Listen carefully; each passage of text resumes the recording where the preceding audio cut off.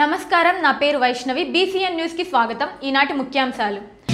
మాజీ CM YS Jagan హయాంలో మంజూరైన 17 వైద్య కళాశాలల్లో దశల వారీగా పూర్తి చేసే పేదలకు వైద్యం విద్య అందుబాటులోకి తీసుకురావాలి. ఎమ్మెల్సీ మేరిగ మురళీధర్ వ్యక్తం. కోట పట్టణంలో నవంబర్ 23వ తేదీ బహుజన ఐక్య వేదికకు మాలలు అధిక సంఖ్యలో హాజరు కావాలి.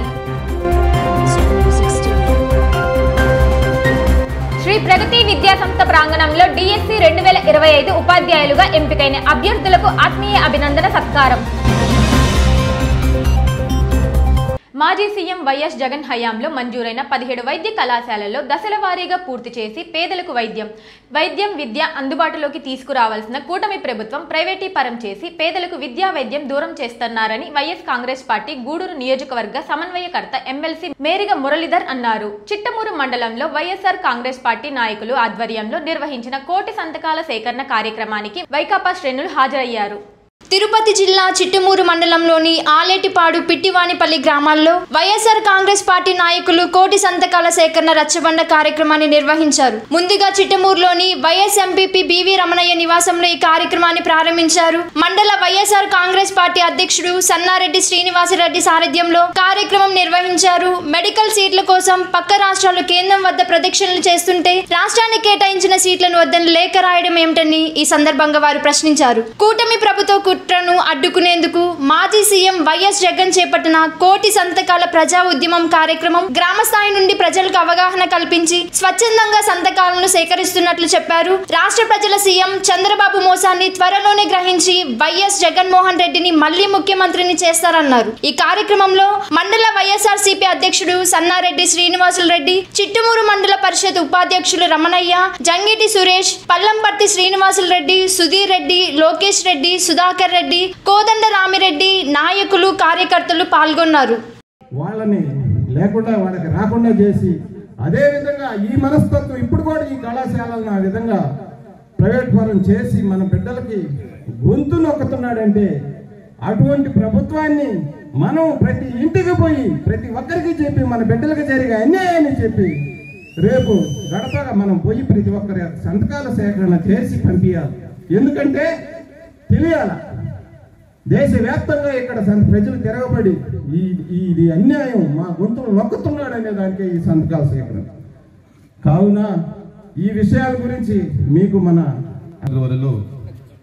జగన్మోహన్ రెడ్డి గారి ఆశయ సాధన ఏంటంటే పేద బడుగు బలహీన వర్గాలు ఎక్కువ మెడికల్ ఎంబీబీఎస్ చదువుకొని డాక్టర్లుగా ప్రజలకు సేవ చేయించాలని చెప్పి ఆయన 18 మెడికల్ కాలేజ్ శాంక్షన్ చేపిస్తే ఆల్రెడీ 5 మెడికల్ కాలేజీలు స్టార్ట్ అయిపోయినాయి. మన చంద్రబాబు నాయుడు ముఖ్యమంత్రి అయిన తర్వాత 10 మెడికల్ కాలేజీలని పీపీపీ పద్ధతి పబ్లిక్ ప్రైవేట్ పార్ట్నర్షిప్ అని చెప్పి అంటే పేదలకి వైద్య విద్యని దూరం చేయాలని చెప్పి ఉద్దేశంతో లాభం కార్పొరేట్లకి ఇవ్వాలనే ఉద్దేశంతో చేశాడు. దానికి ఈరోజు దాన్ని మనం వ్యతిరేకిస్తూ మన జగనన్న ఆదేశాల మేరకు ఈ కోటి సంతకాల సేకరణ కార్యక్రమం ఈరోజు చిట్టమూరు మండలంలో జరుగుతూ ఉంది. ఈ కార్యక్రమానికి ముఖ్య అతిథిగా విచ్చేసినటువంటి మన మేరిగ మురళీధర్ గారికి, అదేవిధంగా ఇక్కడ విచ్చేసినటువంటి చిట్టమూరు మండల నాయకులకు కార్యకర్తలకు అందరికీ నేను పేరు పేరున ధన్యవాదాలు తెలుపుకుంటూ, అదే మన జగన్మోహన్ రెడ్డి 17 కాలేజీలు అదే కేంద్ర ప్రభుత్వం నుంచి పోరాడి 17 కాలేజీలను తీసుకొచ్చి ఇక్కడ 10 అవి కట్టించి కొన్ని కాలేజీలు ఇంకా జరుగుతూనే ఉంది.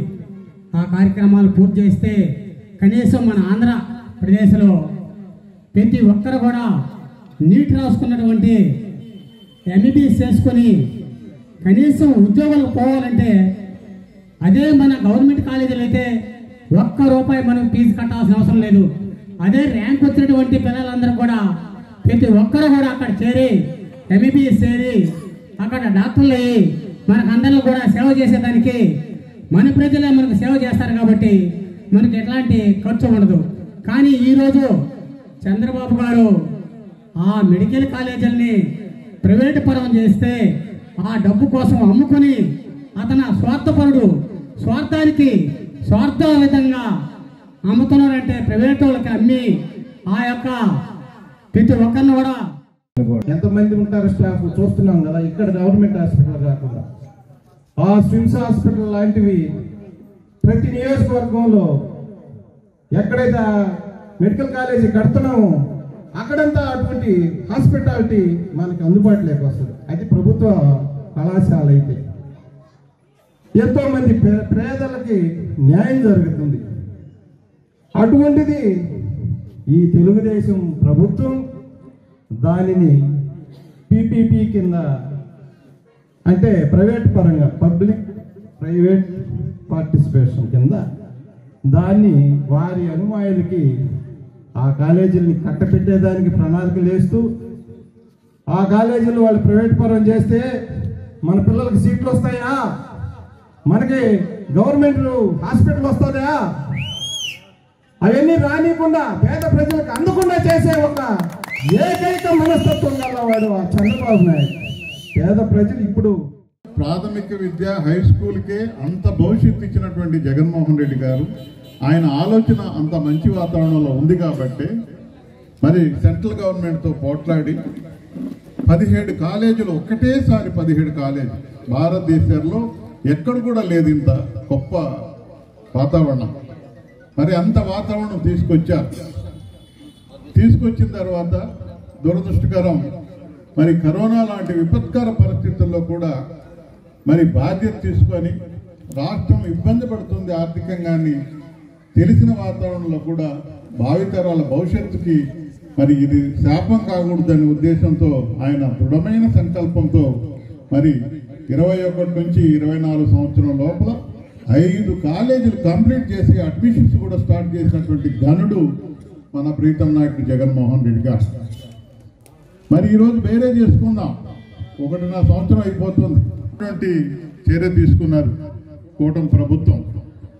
మరి 2 కాలేజీలు 5 కాలేజీలు 17లో 5 కాలేజీలు కంప్లీట్ చేసేసారు, అడ్మిషన్ స్టార్ట్ అయిపోయినాయి. ఎలక్షన్ ముందుగా 2 కాలేజీలు పాడేరు పులివెందుల మొదటి సంవత్సరానికి అడ్మిషన్లకి అన్ని సౌకర్యాలు ఏర్పాటు చేశారు. ఈ దురదృష్టమైనటువంటి ప్రభుత్వం, దురహంకారమైనటువంటి అమానుషమైనటువంటి ఆలోచన కలిగినటువంటి కూటమి నాయకులు రావడమే మరి వైద్యో నారాయణ అంటారు. అట్లాంటి డాక్టర్ సీట్లని మాకు వద్దు అని చెప్పిన మెంటాలిటీ ఎంత మరి విచిత్రమైన మెంటాలిటీ, ఎంత అమానుషమైన మెంటాలిటీ ఈరోజు అందరూ అర్థం చేసుకున్నారు. అంతటితో ఆగలేదు. 10 కాలేజీని మరి పబ్లిక్ పార్ట్నర్షిప్ కింద ప్రైవేట్ వ్యక్తులకి దారాదత్తం చేయాలని మరి కాకమ్మ కథలు చెప్తారు. మనం ఒకటే ఉదాహరించుకుందాం. ఈరోజు మన జిల్లాకు సంబంధించి పెద్ద హాస్పిటల్ అంటాం మనం, గవర్నమెంట్ హాస్పిటల్ అంటే ప్రజలందరికీ హక్కు, ఇది మా హాస్పిటల్ అనే ఫీలింగ్ ఉంటుంది. అక్కడికి వెళ్దాం, ఏదైనా బాగలేకపోతే మరి చేతులు ఊపుకుంటూ పోతాం, చేతులు ఊపుకుంటూ బయటకు వస్తాం. ఏ జేబీలో చిల్లి ఇది కూడా ఖర్చు లేకుండా బయటకు వచ్చేస్తాం. అదే నారాయణ హాస్పిటల్కి పోతే ఏంటి పరిస్థితి? మరి మేనేజ్మెంట్ గవర్నమెంట్ది అంటారు, కానీ పరిస్థితి ఏంటి? ఎన్ని వేల రూపాయలు పోగొట్టుకుంటున్నారు. ఆ వాతావరణం ముద్దంటారు చంద్రబాబు నాయుడు గారు. అలా కాదు, పేద ప్రజలు పోతే ఇది నా హాస్పిటల్ అనే ఫీలింగ్ ఇవ్వాలి, అదే ప్రభుత్వం అనే మెంటాలిటీ మన జగన్మోహన్ రెడ్డి గారు. అందుకే వేరే చేసుకున్నారు. మోసపోయాం, గారడి విద్యలాగా మోసం చేశారు. ఆ రకమైన వాతావరణంలో మరి ప్రభుత్వాన్ని సాధించుకున్నారే తప్ప నిజంగా జరిగేది జరుగుతుంది. తిరుపతి జిల్లా కోట పట్టణంలో నవంబర్ 23వ తేదీన బహుజన ఐక్యవేదిక మాల ఉద్యోగుల జేఏసీ నాయకుల ఆధ్వర్యంలో జరగనున్న భారత రాజ్యాంగ దినోత్సవ భారీ బహిరంగ సభను మాలలు అందరూ ఏకమై జయప్రదం చేయాలని బహుజన ఐక్యవేదిక రాష్ట్ర అధ్యక్షుడు మీజీరు మాధవ్ పిలుపునిచ్చారు. నెల్లూరు నగరంలోని మాల ఐక్యవేదిక కార్యాలయంలో కరపత్రాలను ఆవిష్కరించారు. నెల్లూరు జిల్లా నెల్లూరు నగరంలోని మాలల ఐక్యవేదిక కార్యక్రమంలో బహుజన ఐక్యవేదిక రాష్ట్ర అధ్యక్షులు మీజూరు మాధవ్ సమక్షంలో భారత రాజ్యాంగ దినోత్సవ బహిరంగ సభకు సంబంధించిన కరపత్రాలను ఆవిష్కరించారు.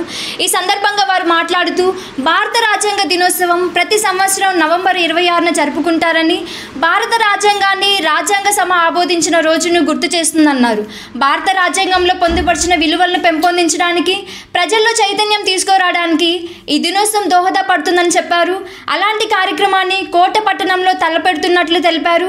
ఈ కార్యక్రమంలో పాల మల్లికార్జున్, జడ వెంకటయ్య, గిద్దలూరు రఘు, పర్వతాల రమణయ్య, కుదురు కోటేశ్వరరావు, జోరేపల్లి తేజ, పందిపాటి ఆదినారాయణ, అంగిలాల మదన్ మిశ్రా, ఎంబేటి వినయ్ కుమార్, భీమా తాటిగిరి, ఎర్రజర్ల శివ, పరుచూరి సీనయ్య తదితరులు పాల్గొన్నారు. మాలలను చైతన్యం చేయడానికి, మాలలను అన్ని రకాలుగా అభివృద్ధి చేయడానికి, మాలలు అణగారిపోతున్న ఈ మాలలను మరింతగా డెవలప్లో తీసుకురావడానికి, మా జాతులను మేము ఐక్యం చేసుకోవడానికి ఈ సభను నిర్వహించుకోవడం జరుగుతుంది. ఈ సభకు ఖచ్చితంగా చాలా ప్రాముఖ్యత ఉంది. ఈ సభలో దాదాపులా 7,000 నుంచి 10,000 మంది దాకా ఈ సభకు వచ్చే అవకాశం ఉంది. కాబట్టి ఈ సభను ప్రతి ఒక్కరు కూడా వచ్చి ఈ సభను విజయవంతం చేయాలి. ఎందుకంటే ఇప్పుడు దాకా మాలలో చైతన్యం లేదు, మాలో అవేర్నెస్ లేదు, వాళ్ళంతా సోమరిపోతులు, వాళ్ళంతా దొంగలు, వాళ్ళు ఇల్లు వదిలి బయట రారు, వాళ్ళంతా డబ్బులు సంపాదించేస్తారనే ఒక నానుడు వస్తూ ఉంది. మేము ఖచ్చితంగా బాబాసాహెబ్ అంబేద్కర్ వారసులు. మేము పోరాటాలకు పెట్టింది పేరు. ఇప్పటి నుంచి మేము గ్రామాల్లోనే ఉంటాం, గ్రామ స్థాయిలోనే పనిచేస్తాం, మా వాళ్ళని ఖచ్చితంగా అవేర్నెస్ చేస్తాం. ఈ సభను చాలా చక్కగా విజయవంతం చేస్తాం. ఎందుకంటే ఒక క్రమశిక్షణతో కూడుకున్న ఈ సభ కాబట్టి మేము ఖచ్చితంగా ఈ సభను అత్యంత భారీగా విజయవంతం చేసేదానికి నెల్లూరు నుండి కూడా భారీ స్థాయిలో ఈ సభకి జనాలను సమీకరించడానికి మేము నిరంతరం ప్రయత్నం చేస్తూనే ఉన్నాం. అయితే ఈ సభ యొక్క ముఖ్య ఉద్దేశం, ఆ రోజు నవంబర్ 26వ తేదీన భారత రాజ్యాంగ దినోత్సవం కాబట్టి దానికి ముందు 3 రోజుల ముందు ఈ సభను అక్కడ జరుపుతున్నాం. అంటే భారత రాజ్యాంగాన్ని వైలేట్ చేస్తూ, రాజ్యాంగ హక్కులన్నీ, రాజ్యాంగంలో ఉన్న చట్టాలన్నీ వైలేట్ చేస్తూ సుప్రీంకోర్టు ద్వారా ఒక అమెండ్మెంట్ ఇప్పించి, దాని ద్వారా మాలల్ని విభజించి, మాదిగల్ని విభజించి అత్యంత హేయమైన చర్యకి మన పాలకులు పూనుకున్నారు. కాబట్టి మేము దాన్ని ఖచ్చితంగా తీవ్రంగా ఖండిస్తున్నాం. ఎందుకంటే ఇది వర్గీకరణ చేయండి, వర్గీకరణని పార్లమెంటులో పెట్టి పార్లమెంటు బిల్లు ద్వారా ఆమోదించండి, మేము కూడా దానికి సమర్థిస్తాం. కానీ దొడ్డిదారున మీరు ఒక సుప్రీంకోర్టు ద్వారా ఒక అమెండ్మెంట్ తీసుకొచ్చి అది మా పైన రుద్ది రాజ్యాంగ వైవలేషన్ని మీరు చేస్తున్నారు. కాబట్టి దాన్ని మేము పూర్తిగా వ్యతిరేకిస్తున్నాం. కాబట్టి ఈ సభను కోటలో వచ్చే నెల 23వ తేదీ జరిగిన ఈ సభను ఖచ్చితంగా మేము విజయవంతం చేస్తామని మీ అందరికీ తెలియజేసుకుంటూ, ఈ అవకాశం ఇచ్చిన కోట మిత్రులకు, మా మిత్రులందరికీ కూడా హృదయపూర్వక జై భీమ్, జై భీమ్. అందరికీ జై భీమ్. నా పేరు ఆదినారాయణ, మాలా ఉద్యోగుల సంఘం జిల్లా గౌరవ అధ్యక్షుడిగా పనిచేస్తున్నాను. ఈరోజు కోట నుంచి మా సోదరులు ఈ భారత రాజ్యాంగ దినోత్సవం రాష్ట్ర స్థాయి భారీ బహిరంగ సభ నిర్వహణ కోసం మీ నెల్లూరు చేశారు. సంతోషం, మాకు చాలా సంతోషంగా ఉంది. నవంబర్ 23 కోటలో తలపెట్టిన ఈ యొక్క రాష్ట్ర స్థాయి బహిరంగ సభకి విజయవంతం చేయడానికి మేమందరం కూడా శాయశక్తులా పనిచేస్తామని తెలియజేస్తున్నాం. ఈ యొక్క రాష్ట్ర స్థాయి బహిరంగ సభ మాల జాతి ఐక్యత కోసం, మాల జాతి అభివృద్ధి కోసం ఎంతో తోడ్పడుతుందని చెప్పి మేము భావిస్తున్నాం. ఈ యొక్క రాష్ట్ర స్థాయి బహిరంగ సభకి నలుమూల నుంచి, ఆంధ్రప్రదేశ్ నుంచి, అన్ని జిల్లాల నుంచి కూడా ఒక 10,000 మందితో మంచి సభ నిర్వహిస్తామని చెప్పేసి మేము తెలియజేస్తున్నాం. అయితే మనందరికీ తెలిసిన విషయమే, ఈ యొక్క మాల జాతి అన్ని రాజకీయ పార్టీలు అయితేనేమి, అన్ని కుల సంఘాలు అయితేనేమి ఈ యొక్క జాతిని నిర్వీర్యం చేయాలని చెప్పేసి తపంతో పనిచేస్తూ ఉన్నాయి. మేము దానికి వ్యతిరేకంగా మేము తప్పకుండా మాల జాతిని చైతన్యం చేసడానికి మేము కంకణం కట్టుకున్నాం. కాబట్టి ఈ యొక్క మాల ఉద్యమాన్ని, మాల చైతన్యాన్ని ప్రతి గ్రామానికి తీసుకువెళ్ళి మా జాతిని చైతన్యం చేసేదానికి మేమందరం కొనుక్కుని ఉన్నాం. కాబట్టి రేపు కోటలో జరిగే బహిరంగ సభకి రాష్ట్రం నుంచి అందరూ కూడా చైతన్యం చేసి ఒక మంచి సభగా మేము దాన్ని చేయాలని చెప్పేసి మేము ఆశిస్తూ ఉన్నాం, చేస్తామని. కాబట్టి ఈ యొక్క రాష్ట్రంలో మరి ఈరోజు రాజ్యాంగం అమలు చేసిన అమలులో ఈ యొక్క రాష్ట్రం విఫలమైందని చెప్పేసి నేను తెలియజేస్తున్నాను. ఎందుకంటే ఏదైనా ఒకటి ప్రవేశపెట్టాలంటే దాన్ని పార్లమెంట్లో 340 వర్గీకరణ కూడా ఈ మధ్య చేయడం జరిగింది. దాన్ని వర్గీకరణని 341 ఆర్టికల్ అమెండ్మెంట్ చేసి చట్టం ద్వారా మాత్రమే దాన్ని ఇంప్లిమెంట్ చేయాల్సిన పరిస్థితి ఉంది. కానీ ఈ రాష్ట్ర ప్రభుత్వాలన్నీ కూడా ఈరోజు ఒక సుప్రీంకోర్టును అడ్డం పెట్టుకొని దాన్ని ఇన్ఫ్లుయెన్స్ చేసి ఈ యొక్క వీటన్నిటి కూడా రాష్ట్రంలో ఇంప్లిమెంట్ చేసే పరిస్థితి ఉంది. దాన్ని మేము వ్యతిరేకం. మేము వాళ్ళకి వర్గీకరణకు వ్యతిరేకం కాదు, ఇవాళ చేసే విధానం బట్టి మేము వ్యతిరేకిస్తున్నాం. కాబట్టి ఈ యొక్క రేపు రాష్ట్ర స్థాయి కార్యక్రమానికి మేము నలుమూల నుంచి అందరూ గ్యాదర్ చేసి ఒక మంచి సభ ఏర్పాటు చేస్తామని తెలియజేస్తూ సెలవు తీసుకుంటున్నాను. జై భీమ్. జై భీమ్. ఓకేనా, అందరికీ జై భీమ్. ఈరోజు కోట నుంచి విచ్చేసినటువంటి బహుజన ఐక్యవేదిక నాయకులు మేసూరి మాధవ్ గారు, మల్లి గారు, అలాగే తేజ గారు చాలా వ్యయ ప్రయాసాలతో కూడి వాళ్ళు ఇక్కడికి ఒక భారీ రాష్ట్ర బహిరంగ సభ నిర్వహించేందుకు రావడం జరిగింది. ఇది ఎందు నిమిత్తమై ఏర్పాటు చేస్తున్నారంటే భారత రాజ్యాంగ దినోత్సవాన్ని పురస్కరించుకొని ఈ యొక్క మీటింగ్ని ఏర్పాటు చేసేందుకు సిద్ధమై నవంబర్ 23వ తేదీ ఈ మీటింగ్ను నిర్వహించేందుకు సమాయత్తమైనటువంటి పరిస్థితుల్లో వాళ్ళని అభినందిస్తూ, అదేవిధంగా ఈ సభలో ప్రధానంగా చర్చించేటటువంటి అంశాలు ఏంటంటే రాజ్యాంగానికి వ్యతిరేకంగా చేసేటటువంటి తీర్పుల్ని వ్యతిరేకిస్తూ ఈ యొక్క ఐక్యవేదిక రాష్ట్ర ఉద్యోగుల జేఏసీ ప్రధానంగా డిస్కస్ చేస్తుంది. దీని గురించి ఫోకస్ చేసి మాట్లాడడం జరుగుతుంది. ఈ సభలో ప్రముఖులు, తెలంగాణ రాష్ట్ర కార్మిక గనుల శాఖ మాత్యులు గడ్డం వెంకటస్వామి గారు, అలాగే మాజీ IAS officer, liberation Congress party వ్యవస్థాపకులు జిఎస్ఆర్ విజయ్ కుమార్ గారు, అలాగే రాష్ట్ర మాల ఉద్యోగుల సంఘం నాయకులు తిలిమిల్లి అశోక్ బాబు గారు, అలాగే మాజీ కేంద్ర మంత్రివర్యులు చింతామోహన్ గారు, అలాగే రాష్ట్ర మాల గెజిటెడ్ ఉద్యోగస్తుల ప్రధాన కార్యదర్శి వెంట్రపాటి శ్రీనివాసరావు గారు, మరియు బహుజన ఐక్యవేదిక గౌరవ అధ్యక్షులు శ్రీ దాసరి సుందరం గారు విచ్చేస్తున్నారు.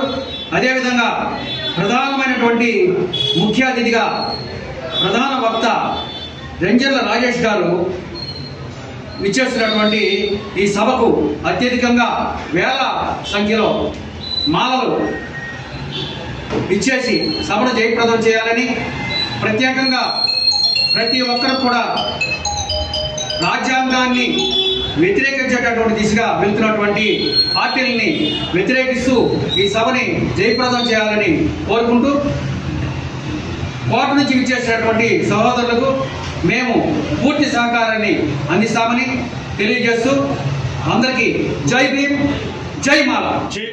శ్రీ సీతారామ ధార్మిక సేవా సంస్థ ఆధ్వర్యంలో తిరుపతి జిల్లా కోట పట్టణంలోని శ్రీ ప్రగతి విద్యా సంస్థల ప్రాంగణంలో డిఎస్సి 2025లో ఉపాధ్యాయులుగా ఎంపికైన అభ్యర్థులకు ఆత్మీయ అభినందన సత్కారం నిర్వహించారు.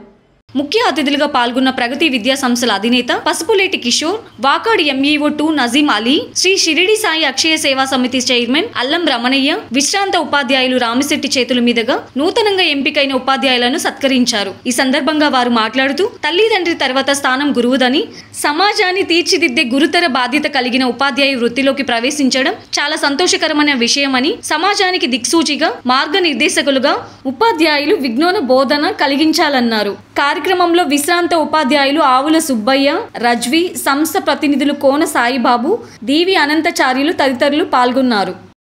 ఇక్కడ ఒక విద్యాశాఖ అధికారిగా నేను కొన్ని విషయాలు మీతో చెప్పదలిచాను. ఎందుకంటే మీరు ఇప్పుడు జస్ట్ ఎంట్రీ అయ్యారు కాబట్టి వైట్ పేపర్ లాంటి వాడు, మీరు ఏమి ఇంప్రెషన్స్ దాని మీద పెట్టుకుంటారో అది స్థిరంగా నిలిచిపోతుంది. కాబట్టి యాటిట్యూడ్ అనేది చాలా ముఖ్యమైనది. ఎందుకంటే ఇప్పుడు మీరు చెప్పారు జాబ్ చేసుకుంటే నేను జాబ్ ముగిసి చేసినా కానీ ఇంట్లో గడిచే పరిస్థితి కూడా లేదు. జాబ్ చేసుకుంటూ రాత్రి మాత్రమే చదువుకొని కష్టపడి ఉద్యోగం సాధించడం జరిగింది.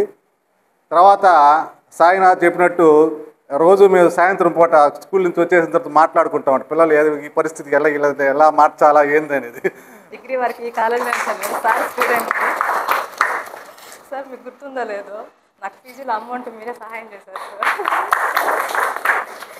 తర్వాత నా ఫ్యామిలీ సపోర్ట్ మా సిచ్యువేషన్ లేదు. తర్వాత వెంకటేశ్వర అన్న మా అన్న వాళ్ళ సపోర్ట్ లేదు నేను సిచ్యువేషన్ నాకు ఫస్ట్ డిఎస్సి ఎలా ఉంటుందో మీకు అందరికీ ఎక్స్పీరియన్స్ బాగా అర్థమై ఉంటుంది. ఈ సిచ్యువేషన్లో కూడా నేను ఈ పొజిషన్లో ఉన్నానంటే ఫ్యామిలీ సపోర్ట్. సార్ నేను ఇంటర్ తర్వాత ఇంజనీరింగ్ జాయిన్ అయ్యాను. చిన్నప్పటి నుంచి టీచర్ అవ్వాలనేది నా కల సార్. నేను మ్యారేజ్ అయ్యాక మా హస్బెండ్కి చెప్పడం జరిగింది. తనే నా వెనుకుండి ఇప్పటిదాకా ఇక్కడ దాకా నడిపించారు సార్.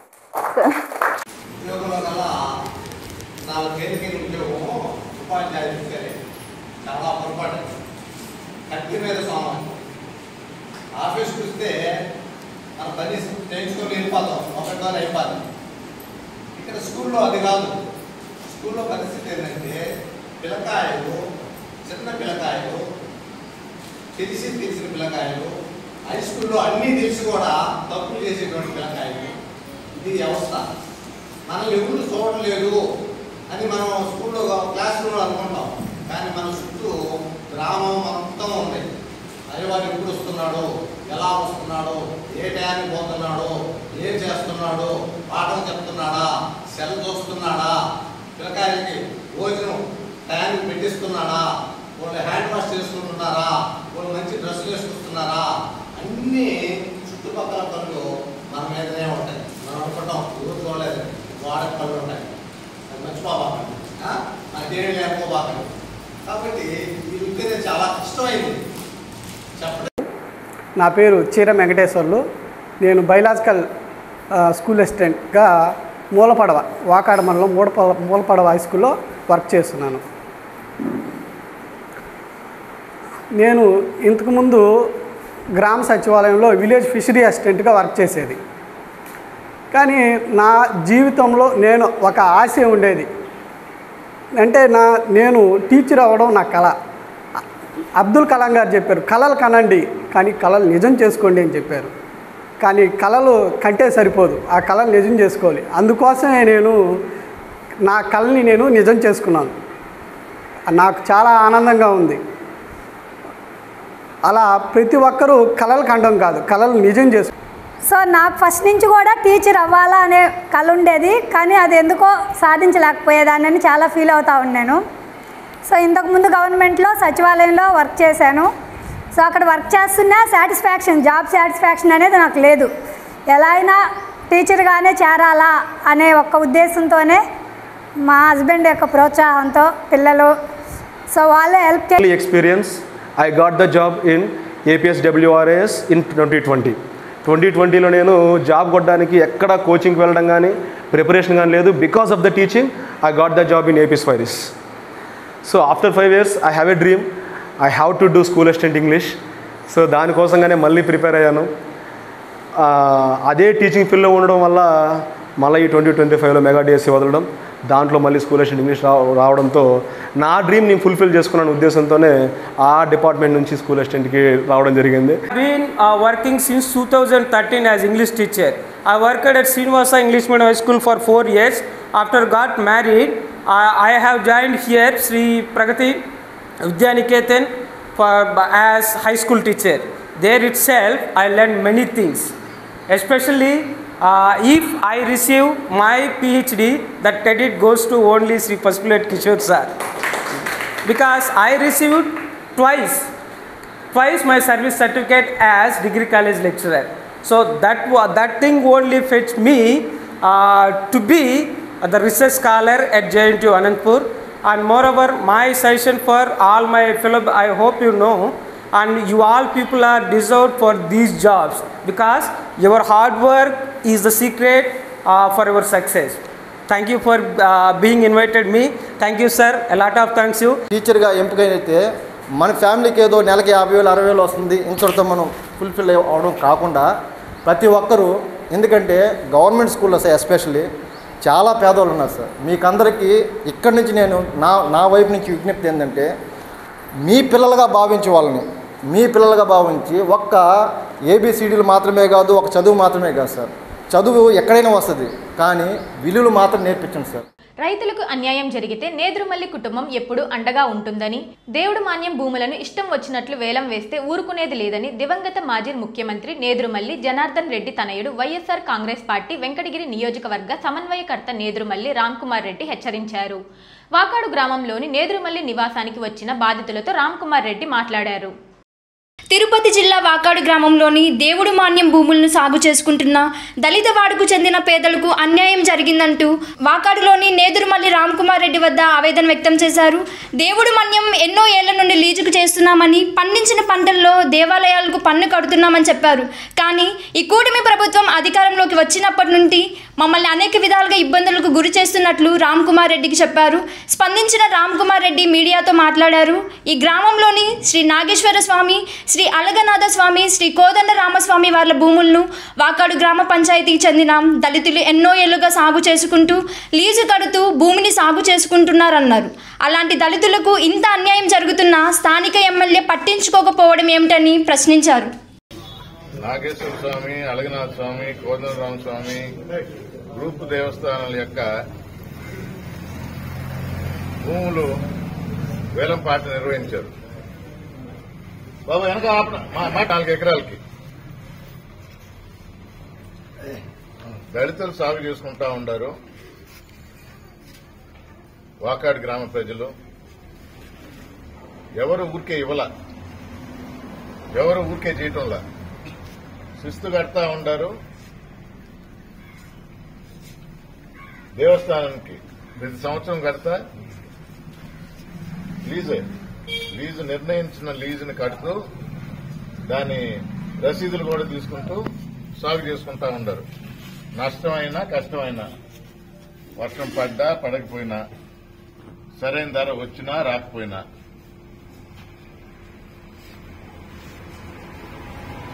గత సంవత్సరం కూడా లీజు కట్టారు.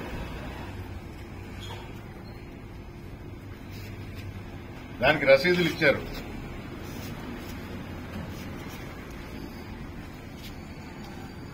వేలంపాట వేయాలని నిర్ణయించుకుంది ప్రభుత్వం. సరే, ఒక నోటీస్ ఇచ్చారు. 6వ తేదీ ఈ విధంగా వేలంపాట జరుగుతుంది 24 ఎకరాలకని. మామూలుగా ఎప్పుడు ఉండే అన్ని కారణాలు పెట్టారు. 24 ఎకరాలకు పెట్టారు 6వ తేదీ. సాగు చేసే వాకాడు దళిత ప్రజలందరూ పోయారు. ఎవరైతే సాగు చేసుకుంటున్నారో వాళ్లే వేలంపాటలో పాల్గొన్నారు. 8,000 పాడారు. ఎంత వాస్తవమే కదా. వేలంపాటను ఆపేశారు. భూమి అయితే ఇవ్వలా. కారణం చెప్పలా. 6వ తేదీ జరిగింది ఇది. మళ్ళా ఇంకో ప్రకటన 7వ తేదీ. చూడండి, 6వ తేదీ వేలంపాట జరిగితే ఏ కారణాలు లేకుండా ఆపేస్తే ఆ రోజు నేను ప్రెస్ ద్వారా కూడా తెలియజేసిన, వేలంపాట ఇయ్యొద్దని ఎవరు అనలేదు. పారదర్శకంగా చేయండి, పద్ధతిగా చేయండి, నిబంధనలకు లోబడి చేయండి. మీరు కట్టా అన్నారు, ఇవి పెంచినా మేము కట్టామన్నారు. మీకు 7 రూపాయలు ఎక్కువ కావాలంటే అడగండి, కట్టడానికి రెడీగా ఉన్నారు కదా. కానీ మీరు ఏ కారణం చెప్పకుండా ఆపారు. సరే, పక్క రోజు 6వ తేదీ వేలంపాట జరిగితే 7వ తేదీ మళ్ళా ఒక కొత్త పాంఫ్లెట్ తయారు చేశారు. ఒక్క రోజులో. ఈసారి ఎన్ని ఎకరాలు? 65 ఎకరాలు.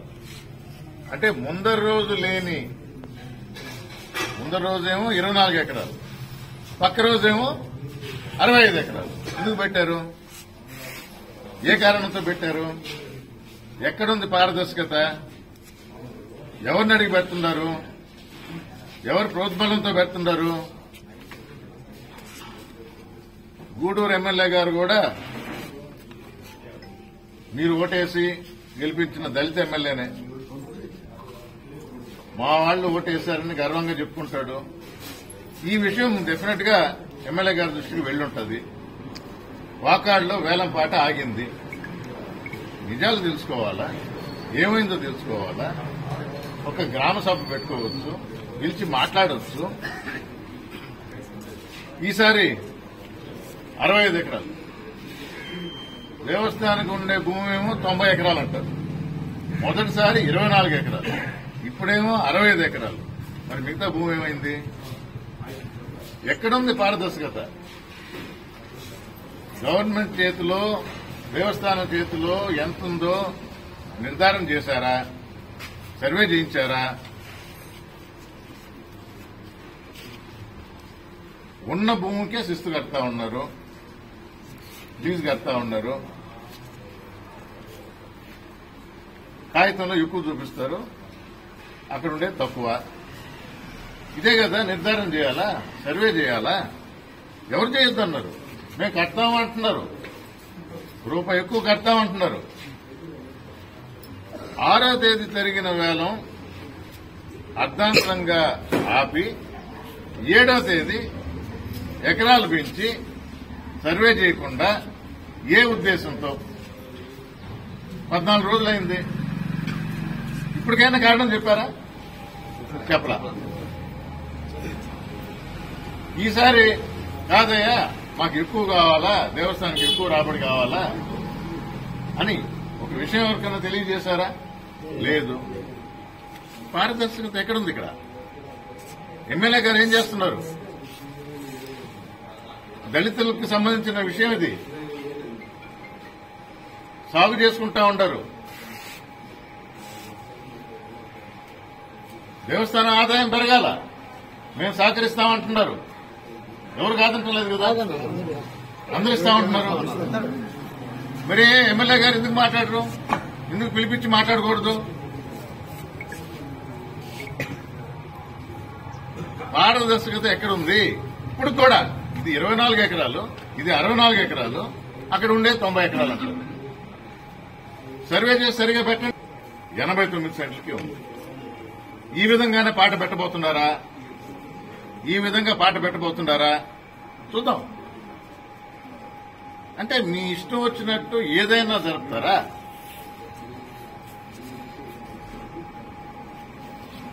కోర్టు కూడా పోయింది. మొన్న వేలం పాటకు సంబంధించి కోర్టు కూడా పోయింది. మీలో కొందరు పోయిండారు.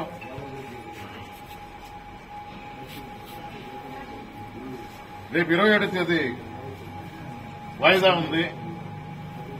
ఏదో 4 కాగితాలు కూడా తీసుకురమ్మన్నారు జడ్జి గారు. ఎందుకు ఎవరి పట్టుకొట్టాలని ఈ పని చేస్తా ఉంటారు? మళ్ళా దళిత ఎమ్మెల్యే గారే మీరు పిలిపించుకోండి. గూడూరు రమ్మంటే వస్తారు అందరూ. వాకాడ్ నుంచి కూడా మీకు ఓటేశారు. మీకు తెలియని విషయమా? పారదర్శకత ఎక్కడుంది? నేను ఇదివరకు కూడా చెప్పిన, ఆఫీసర్స్ లైన్ దాటితే వైఎస్ఆర్ కాంగ్రెస్ ప్రభుత్వం రాబోయేది వైఎస్ఆర్ కాంగ్రెస్ ప్రభుత్వమే. మీరు ఇంకా ఉద్యోగాల్లో ఉంటారు. న్యాయపరంగా, చట్టపరంగా శిక్ష అనుభవించక తప్పదు. అధికారులకి మళ్ళా వార్నింగ్ ఇస్తుందా? జగన్మోహన్ రెడ్డి గారు చెప్పారు, ప్రజల పక్షాన ఉండే పార్టీ వైఎస్ఆర్ కాంగ్రెస్ పార్టీ, ప్రజల తరఫున గొంతెత్తి మాట్లాడే పార్టీ వైఎస్ఆర్ కాంగ్రెస్ పార్టీ. అధికారులు ఈ రోజు ఏదో చేశాము, చెల్లుబాటు అవుద్ది, రేపు మమ్మల్ని ఎవరు ఏం చేయాలి? ఏ మూలున్నా జగన్మోహన్ రెడ్డి గారు చెప్పింది గుర్తుంది కదా, సప్త సముద్రాలు దాటి ఉన్నా కూడా, రిటైర్ అయినా కూడా చట్టపరంగా మిమ్మల్ని శిక్షించడం మానం. ఏంటి అన్యాయం? ఏం చేస్తున్నారు? ఏంటి ఆ తొందర? చేయండి, పద్ధతిగా చేయండి. పోయినసారి నేను ఇదే చెప్పిన, పద్ధతిగా చేయండి. ఎవరు కాదంటం లేదు, మేము కూడా సహకరిస్తాం.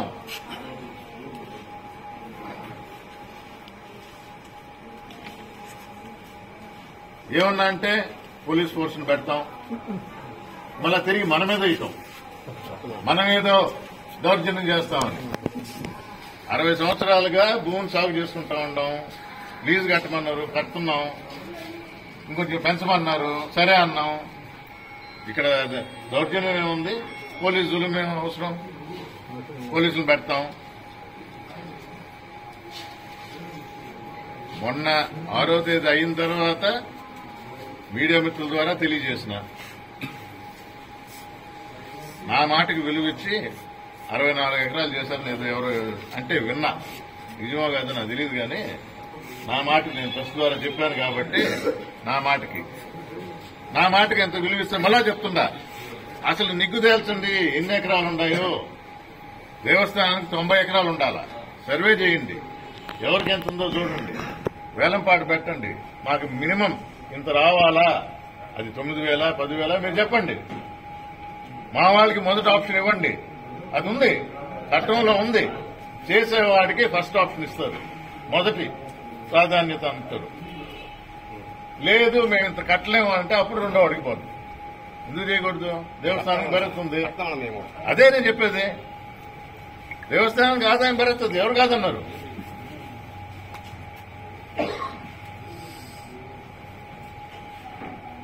ఈ కూటమి ప్రభుత్వం అన్ని దగ్గరలో ఇదే. జగన్మోహన్ రెడ్డి గారు 17 మెడికల్ కాలేజీలు పెట్టి ప్రతి మెడికల్ కాలేజీకి ఒక సూపర్ స్పెషాలిటీ హాస్పిటల్ ప్రతి ఊర్లో. అంటే పేద ప్రజల కోసమే కదా. ఈ ప్రభుత్వం వచ్చి ఏం చేస్తుంది? అమ్మేస్తుంది ప్రైవేట్ వాళ్ళకి. అబ్బే గవర్నమెంట్, సెంట్రల్ గవర్నమెంట్ ఒప్పుకోలేదు. నిన్నొచ్చింది 60 పీజీ సీట్లు,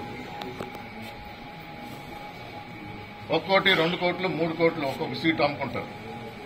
మనం చేయలేమంట, ప్రభుత్వం చేయలేదు, పేద ప్రజలు మనకు వద్దు, ప్రైవేట్ వాళ్ళకి అమ్మేస్తాం. ఇది ఈ ప్రభుత్వం చేసేది, ఈ ప్రభుత్వం యొక్క నిర్వాహకం. మళ్ళా గూగుల్ వచ్చిందని వైజాగ్లో ఒకటే హోరు. తిరుపతి జిల్లా వాకాడులోని నేదురుమల్లి నివాసంలో వాకాడు దళితవాడకు చెందిన యువకులు వెంకటగిరి నియోజకవర్గ వైఎస్ఆర్సీపీ సమన్వయకర్త నేదురుమల్లి రామ్ కుమార్ రెడ్డిని మర్యాదపూర్వకంగా కలిశారు. రామ్ కుమార్ రెడ్డి యువకులతో కొద్దిసేపు ముచ్చటించారు. ముఖ్యమంత్రి చంద్రబాబు నాయుడు నిరుద్యోగ భృతి కింద నిరుద్యోగులకు 3,000 రూపాయలు ఇస్తానని చెప్పారని, మరి ఇస్తున్నారా అని యువకులను అడిగారు. దానికి యువకులు ఇవ్వడం లేదని చెప్పడంతో రానున్న ఎన్నికల్లో వైఎస్ఆర్సీపీ గెలుస్తుందని, మన జగన్మోహన్ రెడ్డి మళ్ళీ ముఖ్యమంత్రి అవుతారని, అప్పుడు ప్రతి ఒక్క నిరుద్యోగికి న్యాయం చేస్తారని రామ్ కుమార్ రెడ్డి యువతకు చెప్పారు.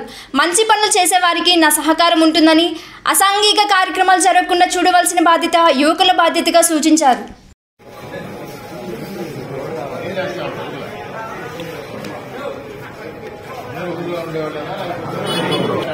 ఖాళీగా ఉండాలి.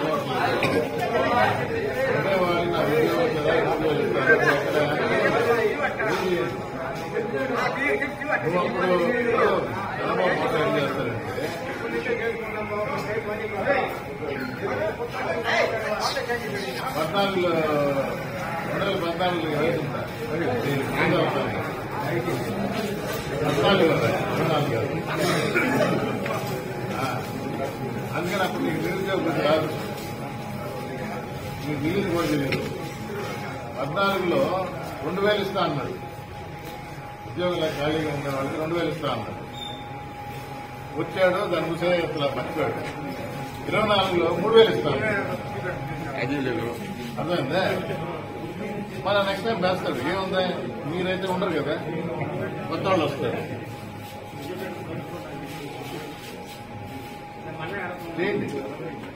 మంచి పనులు చేస్తే నా సహకారం ఉంటుంది. ఎత్తుకోవటం సహకారం నాకు ఉండదు. మొదలైన తర్వాత ఉంటుంది.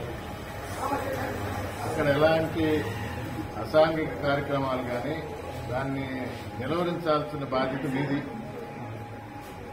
మంచి పనులకు ముందండి.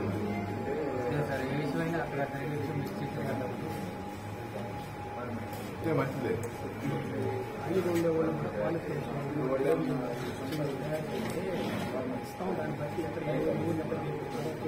ఎక్కడ పెట్టాలా, ఏ విధంగా వాడుకో వాళ్ళకి ఖాళీగా ఉండాలనుకోవద్దు. ఊరి కోసం కోట పడ్డా మంచి పని చేస్తానంటే అది నేను గుర్తిస్తాను. నా దృష్టి వస్తుంది, మీరు చెప్పనక్కర్లా, నా దృష్టి వస్తుంది. సరేనా? దీపావళి పండుగను పురస్కరించుకుని తిరుపతి జిల్లా నాయుడుపేటలో ఏర్పాటు చేసిన తపాసు దుకాణాల వద్ద జాగ్రత్తలు పాటించాలని నాయుడుపేట అర్బన్ సిఐ బాబీ సూచించారు. దీపావళి పండుగను అందరూ సంతోషకరమైన వాతావరణంలో జరుపుకోవాలన్నారు. దీపావళి సందర్భంగా ఏర్పాటు చేసిన షాపుల వద్ద ప్రజల రక్షణ కొరకు ఏర్పాటు చేసిన అన్ని సౌకర్యాలు ప్రజలకు అందుబాటులో ఉండాలని, ముఖ్యంగా ఫైర్ సిబ్బంది అప్రమత్తంగా ఉండాలన్నారు.